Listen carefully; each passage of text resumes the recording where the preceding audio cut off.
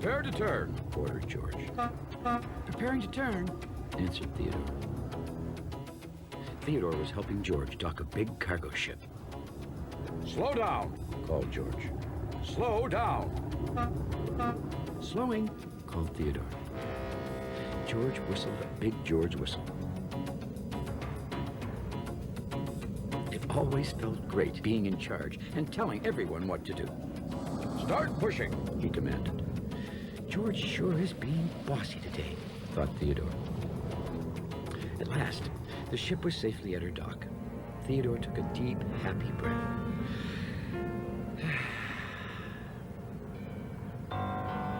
Now came his favorite part of working with George.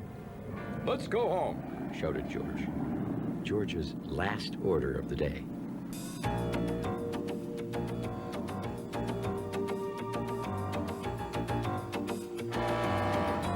Wait! That's Foduk's emergency whistle, said George. And sure enough, Fodak was steaming towards the tugs, making his most important face. I believe I've located something beneath the harbor, he announced. What did he say? Said George.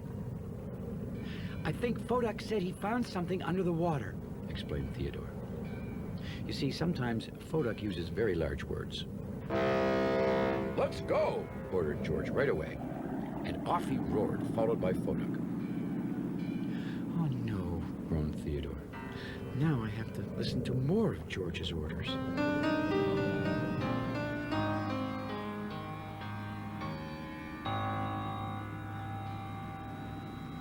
It's right under here, said Fodak. It's making some kind of emergency signal. I wonder what it is, said Theodore. I really don't know, said Fodak. It's a mystery. An underwater mystery, Theodore said thoughtfully. Well, we have to raise it up. I think I have an idea.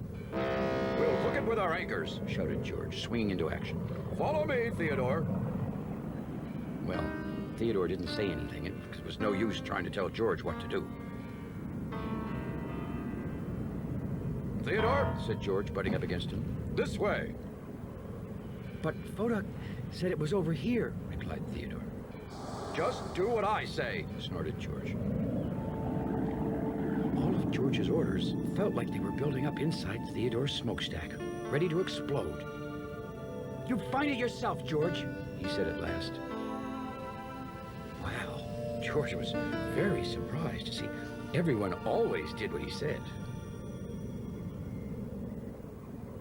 Oh, there's probably nothing important under here anyway, he grumbled, as if he really didn't care. Let's just go home. Well, this was one of George's orders Theodore would gladly listen to. Wait! I've just received word on my radio, said Fodak, hurrying over. A big ship is heading right this way. Well, we were leaving anyway, said George. You don't understand, Fodak continued. That ship might be damaged by the underwater thing. I shall have to declare this an official harbor emergency. Now, an official harbor emergency is a very serious matter indeed. We can't raise this thing, said George. We can't even see where it is. I have a plan, said Theodore quietly. Well, let's listen to Theodore's plan, called Fodak, or we'll have to close the harbor. Well, said George, okay. But inside, he really wasn't very happy about not giving the orders.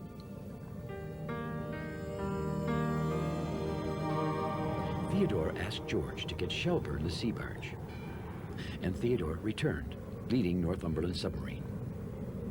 Theodore, frowned George, why did you ask me to get Shelburne? And what's Northumberland doing here? Northumberland will dive down and find the underwater thing, explained Theodore. And then Shelburne can raise it up with a special salvage crane. Well, right away, George could see it was a good plan. Northumberland, start diving, he commanded, getting his big voice back. Shelburne, directed George, start raising your crane. Shelburne began to raise his crane, slowly. Hurry up, ordered George. Northumberland, dive! Well, Theodore knew Shelburne just couldn't be rushed. And Northumberland, well, Northumberland just hated loud noise, Hey, my hat! said George. Oops. Sorry, George. Said Shelburne. George could tell that everything was going all wrong, and this time he knew why. Theodore, he said quietly, just tell me what to do. I'm ready.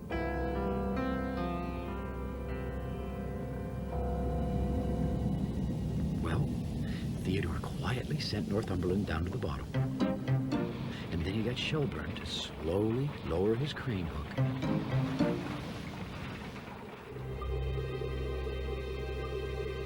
And the hunt for the underwater mystery began.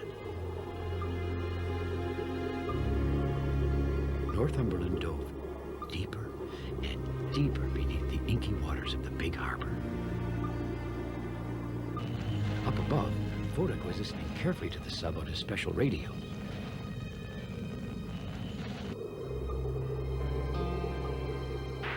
I think, Northumberland called to Fodak on his radio. I think I've found something.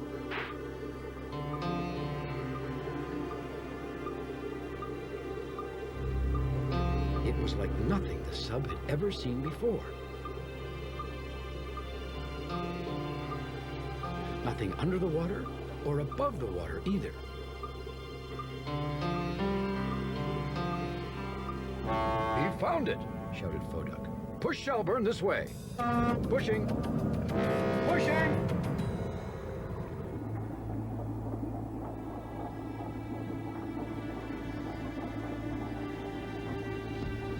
Soon, Shelburne felt a deep thunk on the end of his line.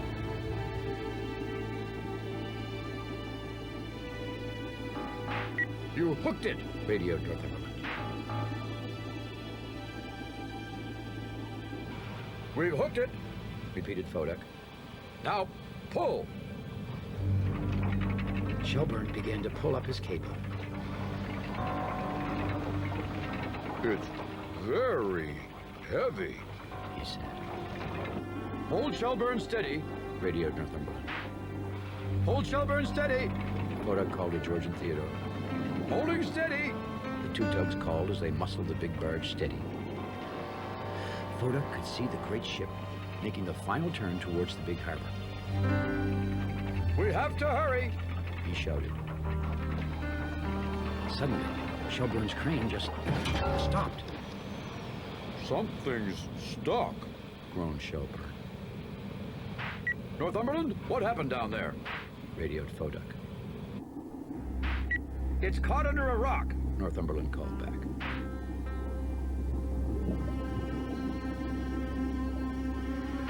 We'll have to move the barge around the rock. Radioed Northumberland. Tell us where to go, Northumberland. Over this way. Radioed the sub. Bring Shelburne closer to me. Fodak called to the tugs. But George and Theodore didn't waste a beat of their engines.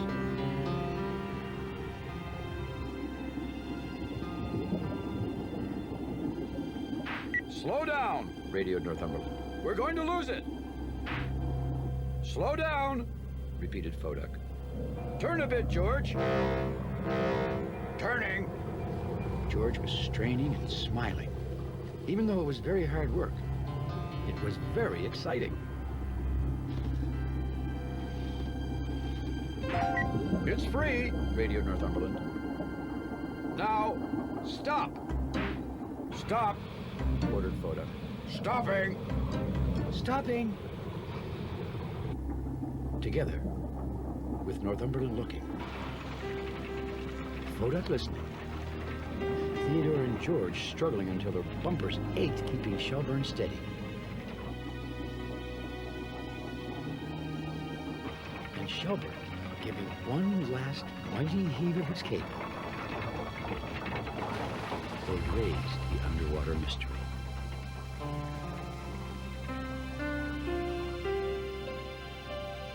Good work, everyone, called Northumberland. We got it! George was sounding very excited. But what is it? Said Theodore.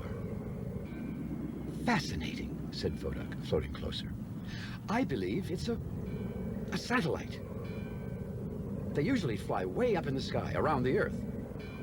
But this one must have fallen into the ocean. Well, let's get you out of the way, Theodore said to Shelburne. The sun was almost setting by the time the tired tugs had brought Shelburne to his dock. George hadn't said a word all the way back. He'd been thinking hard about something.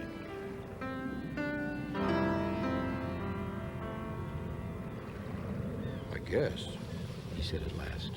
I guess I can't always give the orders. You're right, said Theodore quietly.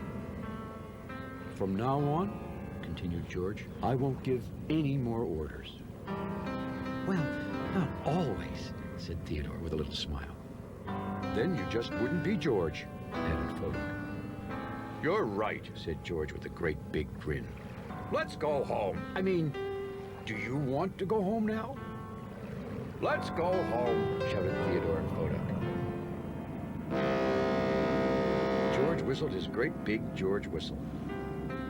Oh, it always felt great being part of a team.